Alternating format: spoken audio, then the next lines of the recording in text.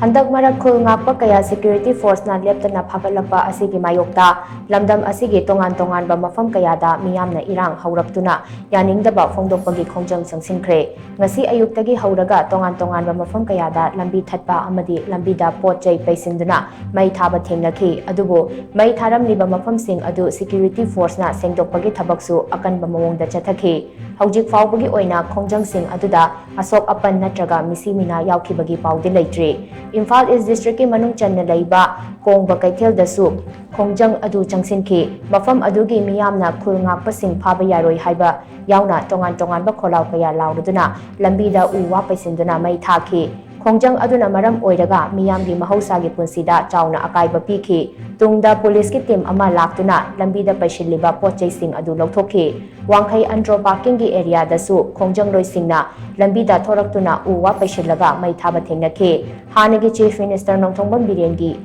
asigi manung channa leiba khabam lamkhai dasu miyamna thoraktuna Imphal Dimapur national highway thachillaga uwa kaya paisinduna mai thabagi khongjang changshinkhre District asigi manung channa laifam khunau dasu laifam khunau mayai lekai amadi maning lekai gi apunba maira paibi singna lambi da tholaktuna khongjang changshinkhre amadi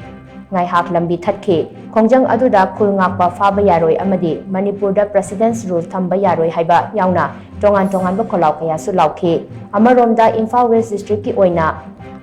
Puripok Kangchup Road ki Nauremthong mapa dasu miyamna lambida uwa paisinduna mai thakhe District asimaki manung channa leiriba mongsangai amadi hiyang thangna chingba mafamsing dasu lambida mai thabagi khongjang changshinkhre Manipur University ki main gate mapa dasu masing yamlaba miyamna lambida thoraklaga lambi thingduna mai thabagi khongjang changshinkhre manaba khongjang sing kakching kaithel Yaripok kaithel wangjing kaithel khangabo kumbi samurau kaithel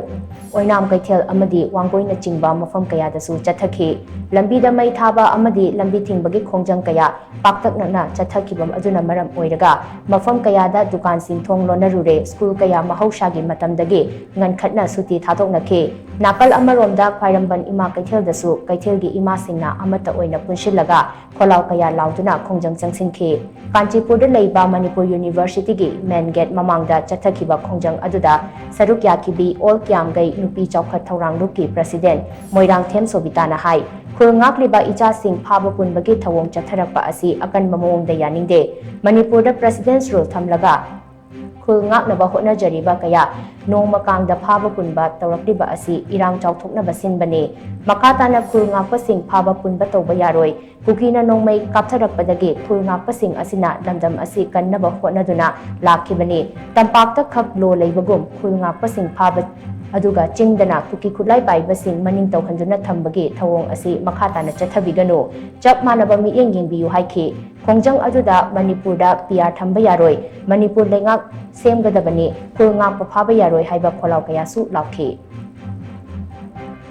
Aikoina hojik Manipur apun bani haina unity Manipur we unite Manipur India gi makhada Manipur ase punna lei hairaga akoina singi area da haibadi aikoina hojik lantheng nei ba maitaiga kuki ojan dana mayama mai chai su pamalyamba mayama ma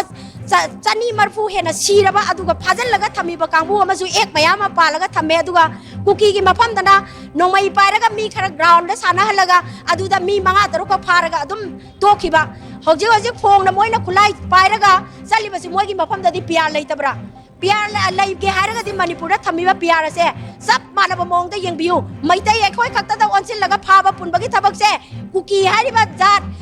terrorist kangbu sida jo drug lalonba mi hat bagi pen balai traba makoina illegal oina sangsal leba khongtang ase mani India government na khudak ta sab manana salai biu haibasima mama oibi ama oina ikoina pangdam jari